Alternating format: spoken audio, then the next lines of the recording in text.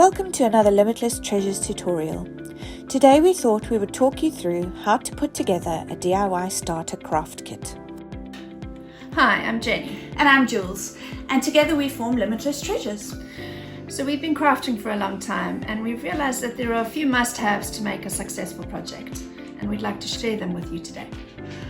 Jen, do you have any favorite things in this kit that we're about to put together? Yes, so I've got two favorite things. One of them is this glue. It's a paper glue, and what happens is I do quite a lot of paper crafts, and this glue just doesn't make anything buckle. So if you're sticking different layers together, then it doesn't sort of make any marks, and it doesn't make the paper go. And it's quite quick dry, isn't it? It's also quite quick dry, yes. And then the other one, it's probably my favorite one, is a seam ripper. It's so much easier with a seam ripper. If you've sewed something wrong, is just to rip the seam and then to be able to carry on going. So it just saves a lot of faff. Yeah, I like mine too. I'm going to tell you what my two favorite things are. First of all, is this. Now, it looks like a pen, but it's the teeny tiny craft blade, and I have found it to be so useful, especially when I'm working on something that's got really tiny little cutouts, and it's too hard to do with scissors. It's really precise, and since I discovered it, it's one of my new best friends. Cool. And the second thing is my glue gun. It used to be super glue. I was then banned from that. And now I use my glue gun for pretty much everything I have to fix. I even put cables on the wall with it this morning. So I really love my glue gun. Super handy. Excellent. Well, shall we get started? Sounds good. Firstly, you're going to need a box. We bought a big plastic box with a lid from one of those local shops that sell a bit of everything. But you could also use one of those large gift boxes or even a large shoe box. It just needs to be big enough to fit the cutting mat and the ruler. You could decorate the box if you wanted to, or put a name on it, etc. The possibilities really are endless. There is nothing worse than scrounging around in a big box trying to find small things like a needle or pin. And because there were quite a lot of little bits that we needed to add to this box, we found a small plastic box at Poundland. Basically, it's double-sided with various compartments that you can put things in. Let's start putting some things in it. First thing we're going to add to the box is some needles. You can buy a wheel of needles and they'll come with various different sizes and shapes. You don't need all of them, so if you take a couple of each size out and slot them onto a piece of felt or a piece of cardboard, and then put the rest away, and then they fit nicely into the box. Next up are the pins. Again, we bought a wheel of pins, but they may even come in a little box. I have taken them out of the wheel and I'm going to pop them into another of the small compartments of the small plastic box. I love using ball-headed pins because they're easy to see, they're easy to find, and they're easy to handle, which makes them really handy. The next very useful item is to add some safety pins of various sizes. They are great for threading elastic, holding things together, or putting on the back of badges. And you can get them at most supermarkets or corner stores. Right, you've got pins, needles, and now you need some thread. We decided that black and white thread would cover most basic sewing needs with regards to crafting. Obviously, you can add any colour you want. Thread is also very easy to get hold of in many local stores. Another useful item to have handy is a tape measure. We're going to put a ruler in too, but the great thing about a tape measure is it's pliable, it can be moved around, it can measure strange shapes, so it really is a very useful item to have handy.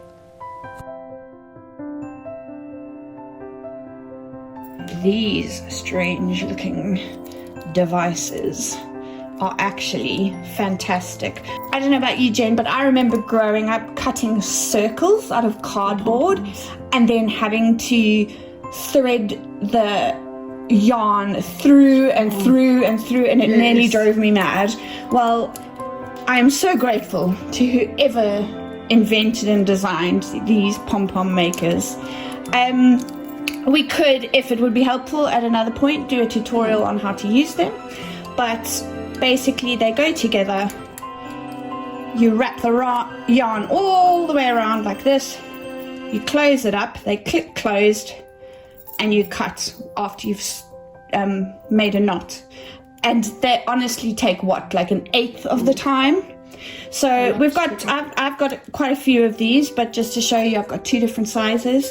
They usually come in packs of a couple of different sizes. Yeah, so now this obviously is not going to be as sort of easy to find as a needle or safety pins, but you will find them at most places that sell craft supplies. I've seen them at Tesco's actually. Oh, brilliant! Yeah, I think I got mine from Poundland at some point. I haven't seen them there recently, but I'm pretty sure you can get them at Hobbycraft, The Works, anywhere that sort of sells crafting supplies. So we're going to pop those in. I might put them on the other side actually, in a slightly deeper spot. Who doesn't love a Sharpie? Such a great marker with so many uses and can be used on so many surfaces, but bear in mind you can't rub it out. So we're just going to put the good old reliable Sharpie in here. The next thing that you want to put into the box is a regular pencil. They're very useful as well, along with a dressmaker's pencil or tailor's chalk. These are great for drawing onto fabric if you don't want to mark the fabric permanently. And this one comes with a little brush at the top that you can brush the chalk off the fabric or just brush away anything that you need to brush away. The next thing is a paintbrush. Obviously you have paintbrushes for painting, but it's a good idea to have one that's dedicated to just using for glue. It's a mess-free way of spreading the glue around, but just remember to wash it straight afterwards. Right, these 2, and we'll add another one, are craft knives. This obviously quite obvious. This one is a scalpel, which is sort of medium-sized. If you're making this craft kit for children, you probably aren't going to include any of the craft knives. However, you would include a good pair of scissors that they can use to get on with their crafts. If you're making it for yourself or for an adult friend, then you might want to include a variety of craft knives like we have here. This is my favorite little trick tool.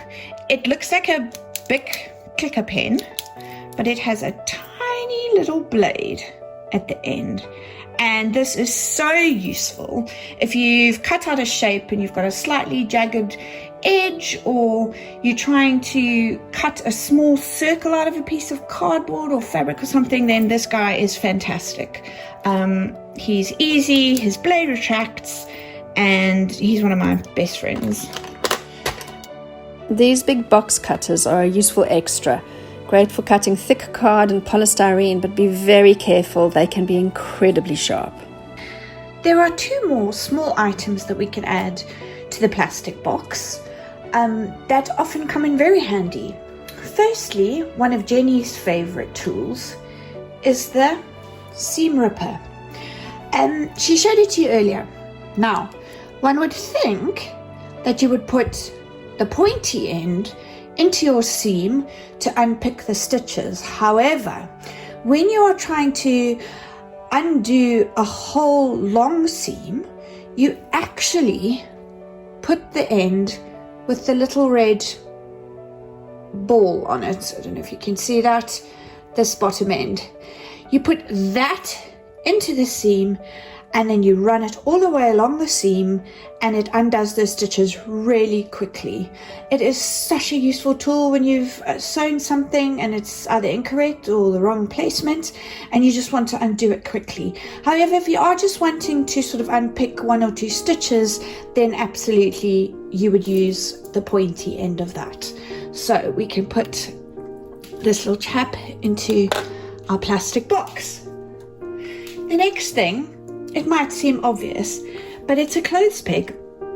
a clothes peg can be incredibly useful if you are wanting to hold two things together while the glue is drying. Having a clothes peg handy can be very useful. So I'm also going to pop him into the box.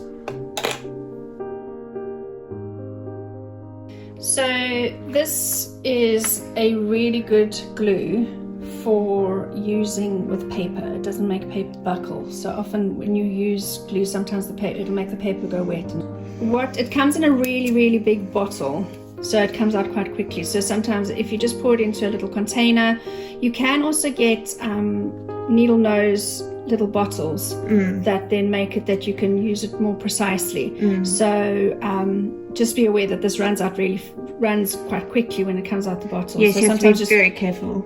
Sometimes just putting it onto another piece of card or something first, and then going from there. Yeah. What I love about that one is that it dries really quickly. Yeah. So whereas a lot of your other glues take a bit more time. Yes. Yeah. Then there's your good old Pritt craft glue. It does take a lot longer to dry, but it is cheaper and it's great for kids to use. And then the good old glue gun. It just is so handy. There is a huge warning on this though. It's called a hot glue gun for a reason. It is really hot, and if you burn yourself, it can blister. So you do have to be quite careful with that. This little glue gun was again from Poundland. I mean, we know it's Poundland even though some stuff isn't a pound anymore. I think this was £2. The pack of glue sticks, there are 32 glue sticks in here. And again, you could leave it in here, or once you've opened this pack, you can easily put it into the little box that you put all your other things in. So with the glue gun, what we've found over the years is that having a handy little board is really useful. So we found this little board at Poundland, so literally £1. Alright, one of the other things that we didn't put into the little box was a good pair of scissors. My one suggestion would be is that you have one scissors for paper and you have one scissors for material. Absolutely. Because one will make the other blunt. So I would just keep one for paper and one for fabric. Yeah, fabric as well. I agree. Yeah. Yeah, I'd also maybe have one small pair of scissors, which we don't have here. Is a smaller pair of sort of like needlework scissors. Needlework scissors, yeah. They almost look like nail scissors. Yeah. That's what really tiny. Yeah, sometimes having a big pair of scissors is a little bit difficult. Snipping threads and whatever. It's quite useful. So washi tape is like a cross between masking tape and sellotape, except it is sometimes slightly less sticky, but not always. They come in various types and widths. They're easy to tear or cut. I would say washi tape is mainly used for decorative purposes in paper crafts, such as card making and scrapbooking, but it can also be used for lots of other creative things. Keeping some at hand is always useful, so we'll pop it in the box. The next kind of tape you want to include is your good old sticky tape. Sellotape, scotch tape, whatever you want to call it. It's the tape that you wrap your presents with. It has loads of uses, so we're just going to pop it over there. Next up, you have your double-sided tape. Now the great thing about this tape is you use it for card making, anything where you want to stick something else down flat but you don't want to use glue that might make it go soggy or bubble, then double-sided tape is fantastic. It peels off just like normal tape, it tears or cuts, and then once you have it, so this side is now sticky, you stick it on what you're wanting to stick and just try and get the little edge off. It's a bit tricky, but it's got the paper edge that peels off that side, and you're left with a clear piece of tape that's sticky on both sides, and you can stick something down to another thing. It also works well to stick ribbon to ribbon. So yeah, it's a very handy kind of tape to have in your toolkit. Something else I've always learned to keep handy, which is why I'm adding it into this box, is a little notebook. How many times have you needed to write something down, or you're in the middle of measuring something and you just wanted to jot down the measurements and you don't have anything to write on? So having a notebook in your craft kit puts that problem aside, and you can get on and you don't have to get up and leave your station. If it's in your box, you're all ready to go. So we're just going to add that into the box as well. A ruler seems like an obvious choice to include, as you do a lot of measuring when you craft. You can use a plastic ruler, but we really love our metal rulers, as they don't wear away over time from drawing lines like plastic rulers do, and they also don't get nicks or chunks cut out of them if you're using a craft knife along a line. We've included a 30 centimeter one here, but I actually really love my 50 centimeter one as well. Just that little bit of extra length, especially if I'm dealing with fabric, is really handy. Cutting mat. So these cutting mats are really useful. You can get them in all sorts of different sizes. This one's got all different variations of circles and all sorts of things. Called self-healing, because you can cut over them and then they sort of go back together. It's a good way to make sure you don't damage your table, especially if you're working with a craft knife or hot glue gun. I also like using my mat when I'm pinning fabric, as I know I can push the pin right through without worrying about scratching my table or more often the wooden floor. These mats are also a nice guide for drawing or cutting in a straight line. They come in loads of sizes, but we are just going to include a small one here. I think that's about it for our must-have basics. The list of items is by no means exhaustive, and there are so many other things you could add, especially if we're giving the craft kit as a gift. You could add an embroidery needle and thread, some buttons, some ribbon, coloured felt, beads, packs of different papers, fat quarters of fabric, which you can often find in Aldi or Lidl in the middle aisle. The crafting world really is your oyster. This starter craft kit would be a great idea to give as a gift to a friend or a child who is super crafty but doesn't know how to get started, or maybe even you would like to get stuck into crafting. Many of the things you may already have at home, and the rest of the items are really easy to access at prices cheaper than you may think, from shops even on your high street. We really hope you found the video useful and informative. Please like it and subscribe to the Limitless Treasures channel. Until next time, happy crafting.